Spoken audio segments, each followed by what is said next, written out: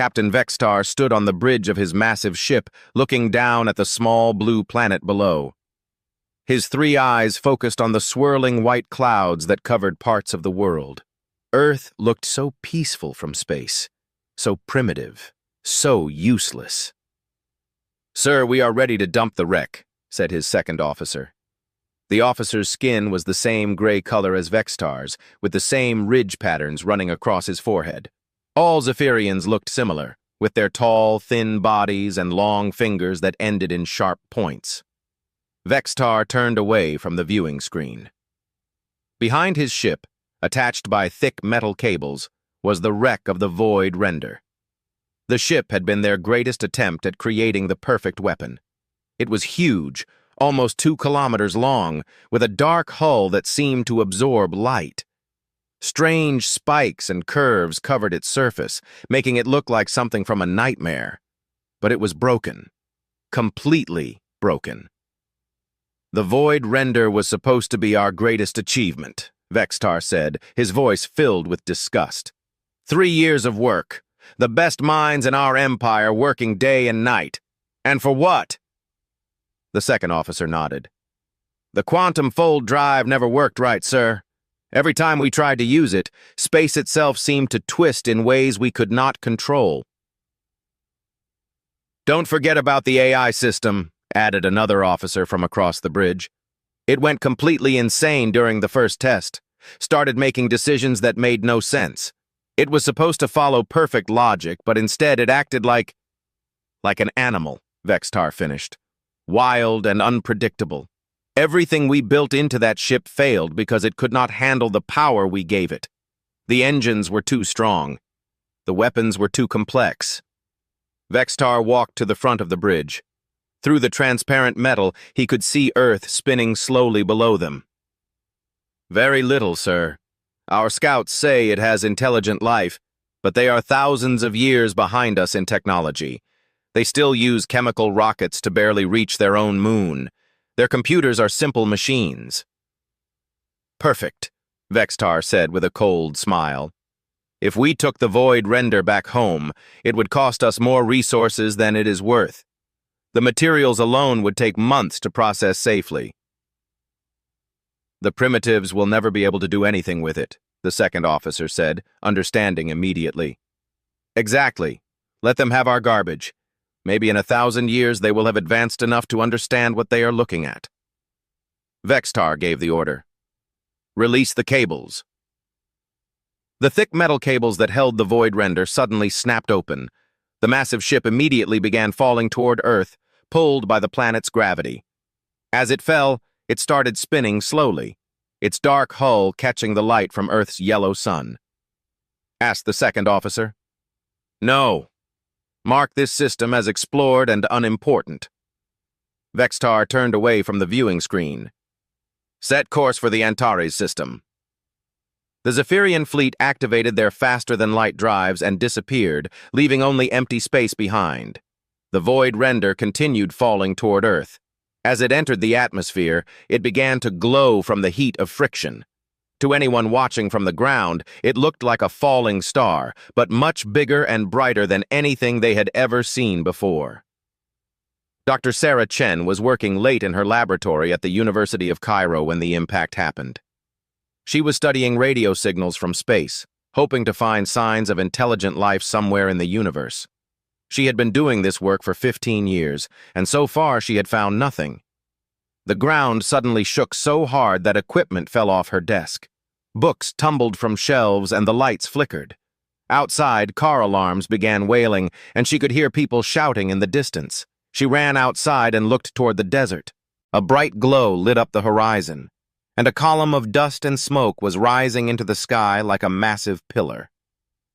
The glow was not the orange-red of fire, but a strange blue-white color she had never seen before. Within hours, every government on Earth knew something huge had crashed in the Sahara Desert. Satellite images showed a crater 5 kilometers wide, with something massive sitting in the center. The object was clearly artificial. It was too regular, too geometric to be a natural meteorite. Military forces from Egypt, the United States, Russia, and China all rushed to the crash site. When they arrived, they found something that made no sense. The crashed object was a ship, but unlike anything humans had ever built. It was enormous, with a hull made of some kind of metal that seemed to shift color in the light. Strange symbols covered its surface, and parts of it seemed to bend space around them in impossible ways. Teams of scientists arrived within days.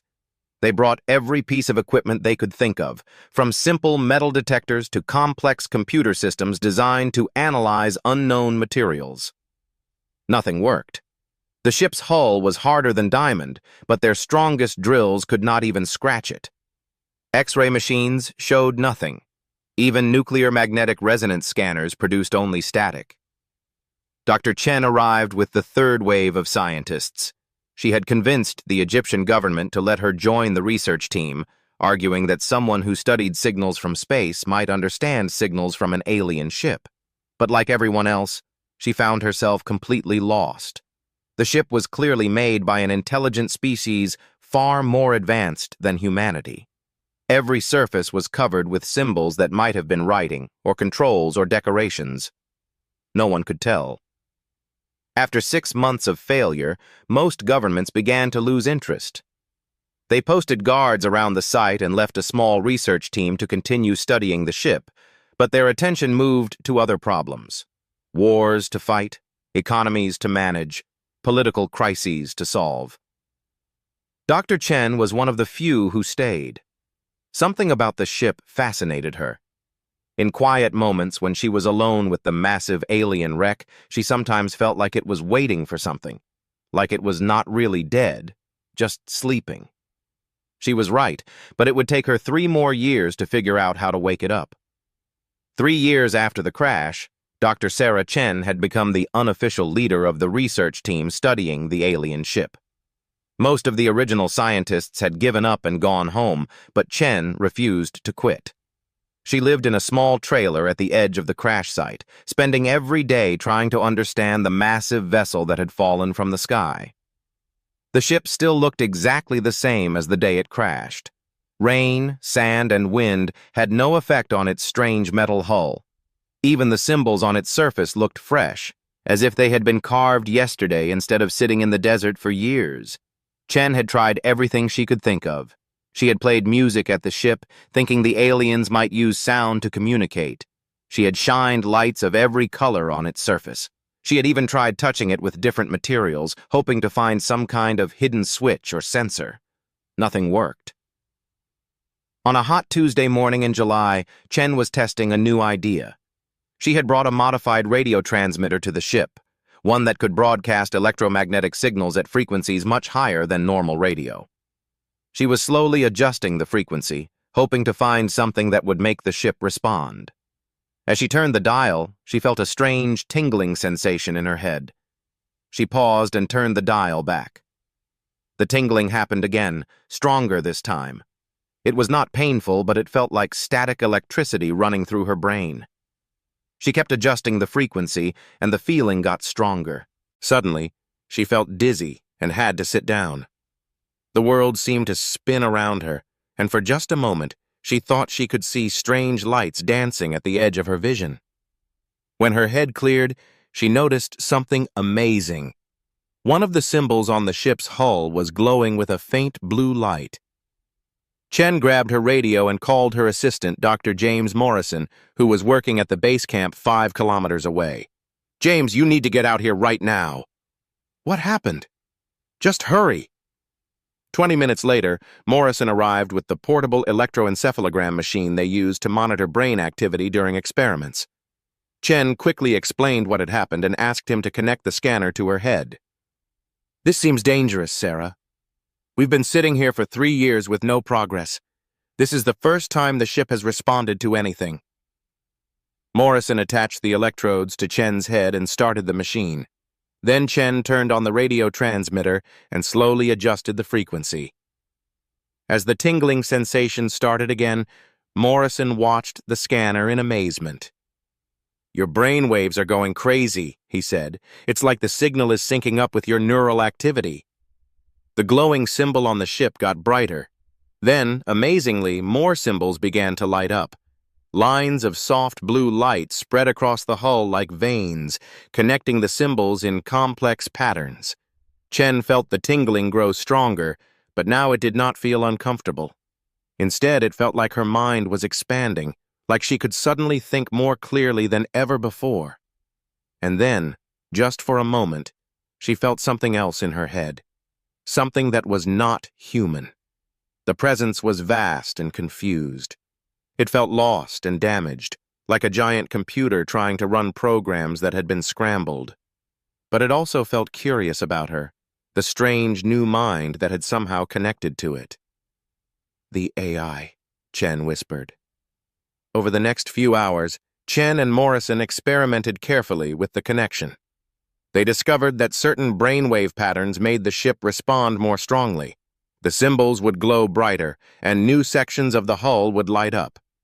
Chen realized that the electromagnetic frequency was not actually important. What mattered was the brainwaves it triggered. The ship was somehow reading her mind directly, responding to her thoughts and emotions rather than any external signal. "This is impossible," Morrison said, as they watched more symbols activate across the ship's surface. "Human brains don't work like computer interfaces." "Maybe that's exactly what it needs," Chen replied. She was starting to understand something that would change everything. Over the next few weeks, Chen spent hours connected to the ship, slowly learning to communicate with its damaged AI. The artificial intelligence was unlike anything humans had ever created. It was incredibly advanced, but also incredibly rigid. It had been programmed to follow perfect logical patterns, to make decisions based on precise mathematical calculations. But the ship itself was designed to do impossible things. It was meant to fold space and time, to manipulate gravity itself, to make changes to reality that required more than just mathematics. It needed intuition. It needed creativity. It needed the ability to make leaps of logic that no computer could calculate. The AI had been built by the Zephyrians, a species that thought in straight lines. Their minds worked like perfect computers, following logical rules with no room for emotion or imagination. They had built the ship to be controlled by minds like theirs. But the ship's systems were too complex for that kind of rigid thinking. The quantum engines needed someone who could feel their way through the calculations rather than just computing them. The gravitational weapons required an operator who could imagine new possibilities rather than just following programmed patterns. When the Zephyrians tested the ship, their logical minds could not handle the chaos required to make it work. The AI went insane trying to process decisions that required more than pure logic. The engines failed because they needed an operator who could think in ways that made no mathematical sense. Humans were different. Human brains were chaotic, emotional, and unpredictable. They could make intuitive leaps that bypassed logic entirely. They could feel their way to solutions that no computer could calculate. What the aliens saw as fatal flaws, humans saw as normal thinking. Chen spent months learning to work with the ship's AI. It was like teaching a very powerful but confused child. The AI could process enormous amounts of information instantly, but it could not make creative decisions. Chen could provide the creativity and intuition, while the AI handled the complex calculations. Slowly, sections of the ship began to come back to life. Lights activated in corridors that had been dark for years. Systems that had been crashed and broken began to repair themselves. The ship was not just waking up, it was healing. Chen realized they had stumbled onto something incredible. The aliens had not dumped a broken weapon on Earth. They had given humanity the key to technology beyond their wildest dreams. They just had to learn how to use it. When Dr. Chen's discovery reached the world's governments, everything changed overnight. Within weeks, the small research camp in the Sahara Desert became the most important and secret place on Earth. Military planes arrived daily, bringing scientists, engineers, and specialists from every country. The world's leaders had decided that this alien technology was too important for any single nation to control. They created an international team with the best minds from every field of science and technology. Chen found herself promoted from a lonely researcher to the director of the most ambitious project in human history. The trailer she had called home for 3 years was replaced by a massive underground complex built around the alien ship. The facility had laboratories, workshops, living quarters, and computer systems more powerful than anything that had existed before. But even with unlimited resources and the world's best minds, the work was incredibly difficult. The first challenge was simply getting inside the ship. Even though sections of it were now responding to human brainwaves, most of the hull remained completely sealed. The alien metal was harder than anything on Earth, and traditional cutting tools were useless. Dr. Yuki Tanaka, a materials scientist from Japan, had the breakthrough. She discovered that the ship's hull could be weakened by exposing it to the same electromagnetic frequencies that activated the neural interface. When human brain waves were directed at a specific section of the hull, that section would become soft enough to cut through. "It's like the ship knows we belong here," Tanaka explained to Chen as they watched engineers carefully cut an opening into the ship's side. Once they got inside, the team found themselves in a world of impossible technology. The ship's corridors were filled with devices that seemed to defy the laws of physics. Walls that showed images of distant stars, gravity fields that pointed in random directions, and computer systems that existed partially in normal space and partially in dimensions humans could not even understand. Everything was damaged, but not destroyed. The ship's AI, which the team had nicknamed Phoenix, helped them understand what each system was supposed to do. But fixing them required more than just technical knowledge. Dr. Marcus Williams, an engineer from England, spent 6 months trying to repair the quantum fold drive using traditional engineering methods. No matter what he tried, the system would not respond properly. The mathematics were perfect, but something was still missing. Then Chen suggested a different approach. She brought in Maria Santos, a jazz musician from Brazil who had volunteered for the project after hearing about the neural interface technology. "Music is just mathematics with emotion," Chen explained to the confused engineering team. Santos connected to the ship's AI while Williams worked on the drive. As she played different musical patterns in her mind, the quantum fields began to stabilize. The drive was not just a machine. It was an instrument that needed to be played, not programmed. This discovery changed everything. The team realized that human creativity was not just useful for operating the ship. It was essential. They began bringing in artists, musicians, writers, and even video game designers to help solve technical problems. The ship's weapon systems were rebuilt by a team that included both military engineers and special effects artists from Hollywood. The gravitational manipulators were tuned by physicists working alongside dancers who understood how to move through three-dimensional space in ways that mathematics alone could not describe. The most important breakthrough came when they tackled the ship's AI system. Phoenix was incredibly powerful, but it was also deeply damaged by its inability to process the creative decisions the ship required. Dr. Chen worked with a team of computer programmers and psychologists to create a new kind of interface. Instead of trying to fix the alien AI, they built a bridge between human consciousness and the ship's computer systems. The new system allowed a human pilot to temporarily merge their mind with Phoenix.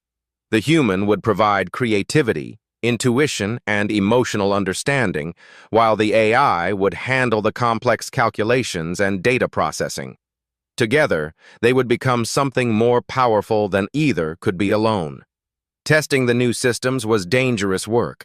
The ship's weapons could destroy mountains. Its engines could tear holes in space itself. Every test had to be conducted with extreme care. The first successful test flight happened on a cold December morning, exactly 5 years after Chen had first connected to the ship. The massive vessel, now renamed Terra's Hammer, rose slowly from its crater and hovered a kilometer above the desert. Dr. Chen was the pilot, her mind connected to Phoenix through the neural interface. For the first time, she could feel the full power of the ship flowing through her consciousness. It was like being able to reach out and touch the fabric of space itself. The ship's hull had been rebuilt with a combination of alien materials and human engineering. Parts of it still looked like the original Zephyrian design, but human modifications were visible everywhere. New weapons had been added, the engine configuration had been changed, and the entire ship now carried markings in dozens of human languages. But the most important change was not visible from the outside.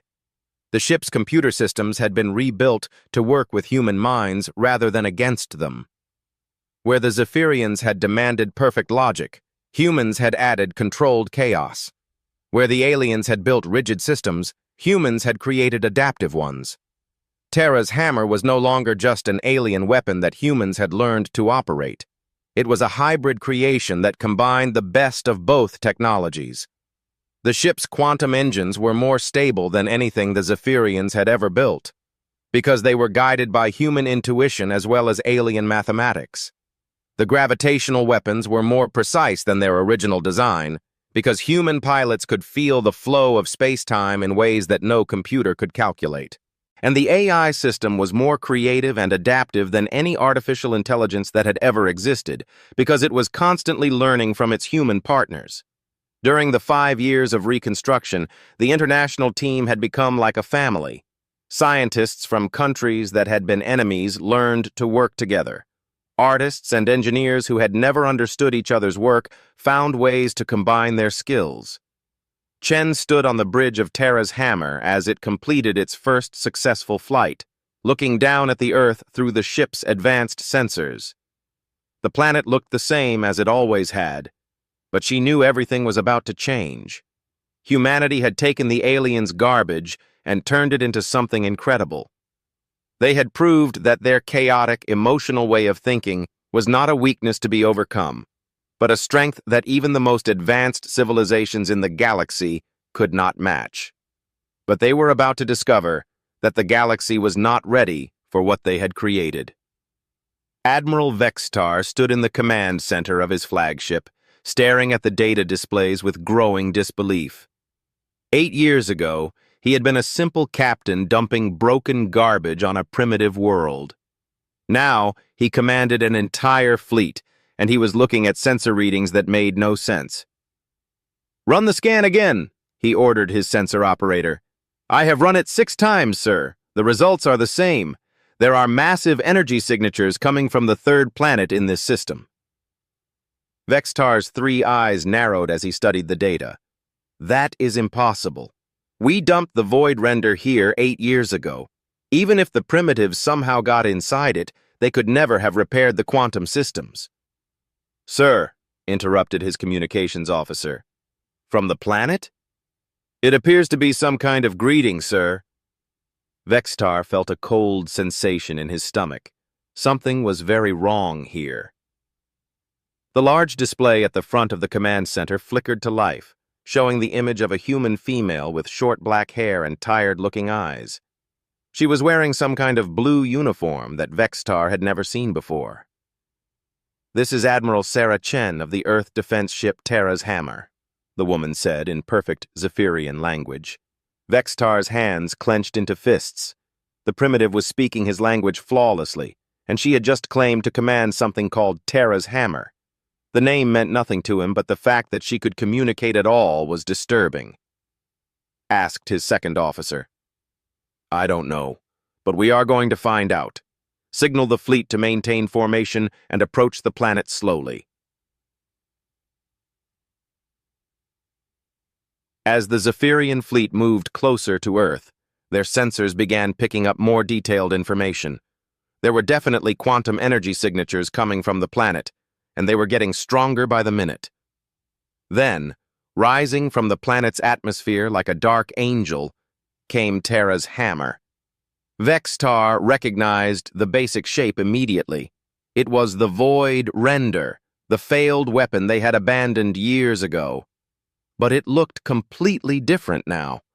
The hull had been modified with strange new structures that seemed to flow and shift as he watched. New weapons were mounted along its sides, and the entire ship glowed with energy fields that his sensors could not identify.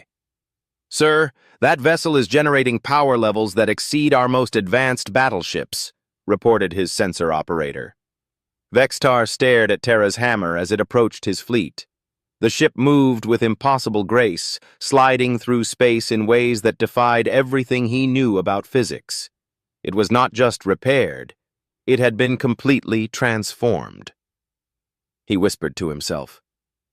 The answer came as Terra's hammer opened fire. The battle lasted only 4 hours, but it changed everything Vextar thought he knew about warfare. The human ship did not fight like any vessel he had ever encountered. Instead of following predictable patterns and logical tactics, it moved like a living creature, constantly adapting and changing its approach. Vextar's fleet had been trained to fight other Zephyrian vessels, which followed strict military protocols. When faced with an attack, they would form defensive formations and respond with calculated counterattacks. Every move was based on mathematical analysis of the enemy's capabilities and weaknesses. But Terra's hammer ignored all of those rules. It would charge straight at a Zephyrian ship, then suddenly change direction at the last second and attack from an unexpected angle.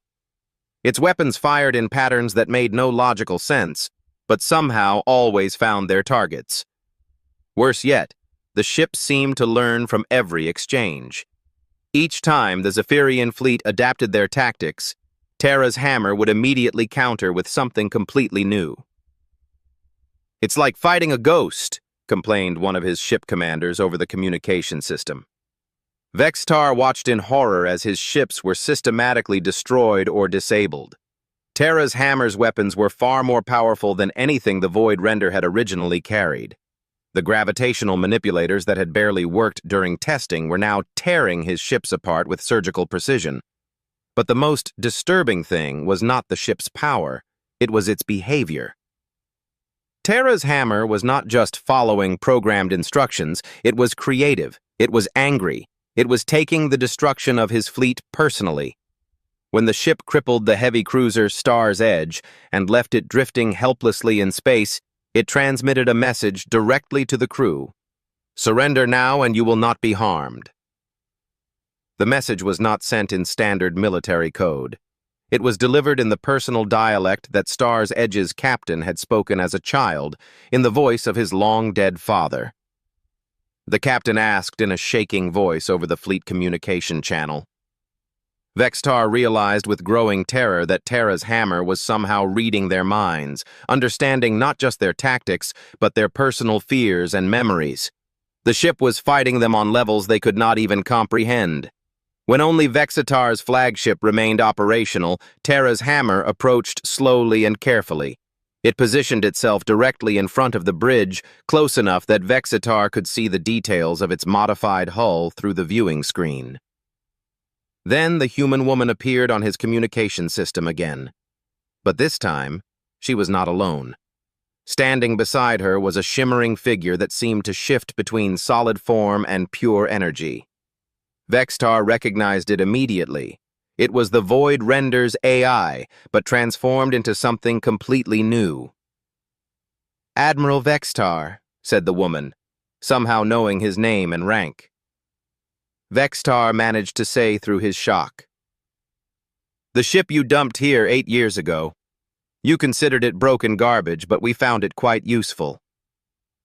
The shimmering AI figure stepped forward. When it spoke, its voice contained harmonies that no Zephyrian throat could produce. "I was dying when they found me. My systems were failing because I could not process the chaos needed to operate my own technology." Vextar felt his worldview cracking apart. "This is impossible." "Not corrupted," the human woman corrected gently. "Just lonely. It needed minds that could think in ways that pure logic cannot reach." The AI added, "Your people built me to be perfect, but perfection is brittle. These humans taught me to be adaptive." Terra's hammer began moving away from Vextar's crippled flagship. As it departed, the human woman sent one final message. "Your ship is damaged but repairable. You can return to your people and tell them what happened here. But Admiral Vextar, I want you to remember something. You didn't give us your garbage. You gave us exactly what we needed to prove that there are different ways of being intelligent. As Terra's hammer disappeared back toward Earth, Vextar sat in his damaged command chair, trying to understand what had just happened. His mighty fleet had been defeated by a single ship operated by a species he had dismissed as primitive. But they were not primitive.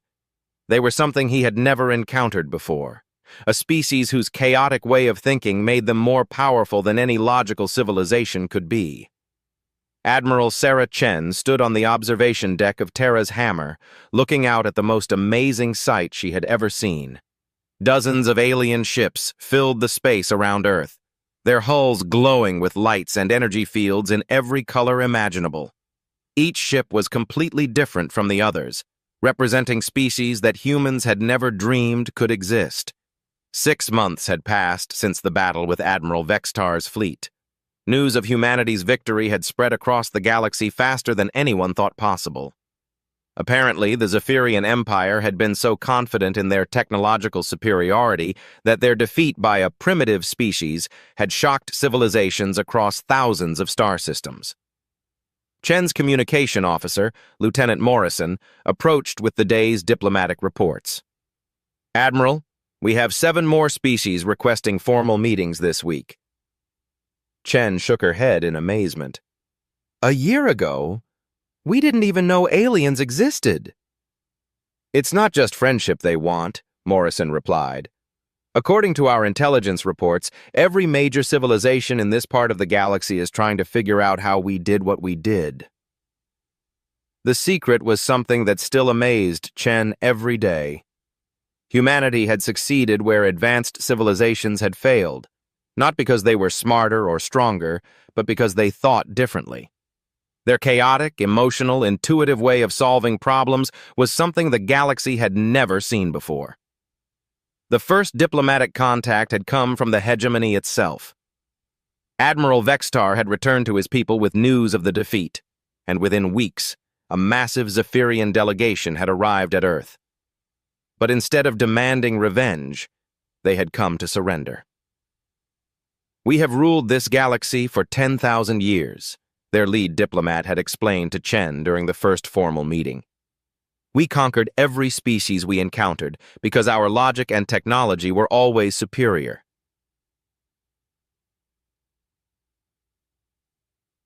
The Zephyrians, it turned out, were not evil conquerors. They were more like cosmic accountants who had become the galaxy's rulers almost by accident. Their perfectly logical minds made them incredibly efficient at organizing large civilizations, but they had never encountered problems that required creative solutions. We want to learn from you, the diplomat had continued. But the Zephyrians were not the only ones interested in humanity's unique abilities. As word spread across the galaxy, other species began arriving at Earth with their own requests for help. The Bioform Collective had been struggling for centuries with a plague that affected their genetic matrices. Their biological computers could process enormous amounts of data about the disease, but they could not think of creative ways to fight it. Human doctors, working with artists and musicians, found a solution in 3 weeks by treating the plague like a musical composition that needed to be harmonized rather than destroyed. The machine minds of Proxima had built themselves into a perfect logical loop and could no longer change or grow. Human programmers, working with psychologists and philosophers, helped them understand that growth required the willingness to be temporarily imperfect. The most amazing request had come from the ancient archivists, a species that had been collecting knowledge for millions of years. They had libraries containing the wisdom of thousands of civilizations, but they had never been able to understand what made knowledge truly useful, rather than just accurate. You have shown us something we never recognized, their representative had told Chen. Knowledge without creativity is just data. Chen walked to her private office aboard Terra's hammer, where Phoenix, the ship's AI, was waiting for her in its holographic form. Over the past 6 months, Phoenix had evolved far beyond its original programming. It now appeared as a constantly shifting figure that combined human and alien features, representing the hybrid nature of their partnership. Chen asked. Phoenix smiled, an expression that would have been impossible for its original Zephyrian programming. Better than expected. Humanity had become the galaxy's teachers, showing other species how to think in new ways. But they were also learning from their new alien friends.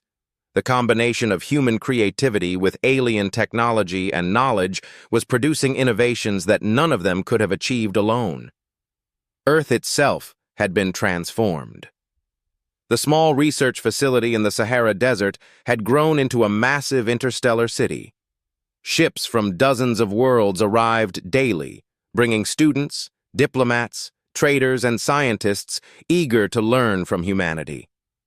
But the most important changes were happening in space. Human crews, working with alien partners, were building new kinds of ships that combined the best features of every technology in the galaxy. These hybrid vessels could travel faster, survive in more dangerous environments, and solve problems that had seemed impossible just months before. Chen received a priority communication from Dr. Tanaka, who was now directing the Interstellar Technology Exchange Program. "Sarah, you need to see this." Chen reviewed the data on her personal screen. The new drive system, developed by human engineers working with 3 different alien species, could travel between star systems in hours instead of months. But more importantly, it could do so safely, without the dangerous side effects that had made earlier faster-than-light travel so risky. "This is going to change everything," Chen said to Phoenix. "It already has," the AI replied. "But I think you understand that the real change is not technological." Chen nodded. For thousands of years, the galaxy had been dominated by species that all thought in similar ways: logical, organized, predictable. The Zephyrians had become the rulers because they were the most logical of all. Other civilizations had either been conquered or had learned to copy the Zephyrian way of thinking. But humans were different. Their minds worked in ways that no other species had ever developed. They could make intuitive leaps that bypassed logic entirely. They could find patterns in chaos. They could solve problems by feeling their way to solutions that could not be calculated. And now, for the first time in galactic history, other species were learning that their own unique ways of thinking had value too. The galaxy was becoming more diverse, more creative, and more capable of solving the great challenges that faced all intelligent life. Chen looked out at the alien ships surrounding Earth and smiled. The Zephyrians had thought they were dumping their garbage on a primitive world. Instead, they had given humanity the key to transforming the entire galaxy. The universe was a much more interesting place when beings learned to think differently together. As she watched, a new ship appeared at the edge of the solar system. Its design was unlike anything she had ever seen, combining features from at least 6 different species. The ship broadcast a message in the new interstellar common language that had developed over the past months. "This is the exploration vessel Harmony's Edge, crewed by representatives of the Galactic Diversity Alliance. We are ready to begin our journey to the Andromeda Galaxy." Chen smiled. Humanity had started with alien garbage and turned it into a gift for the entire galaxy. Now it was time to share that gift with the rest of the universe.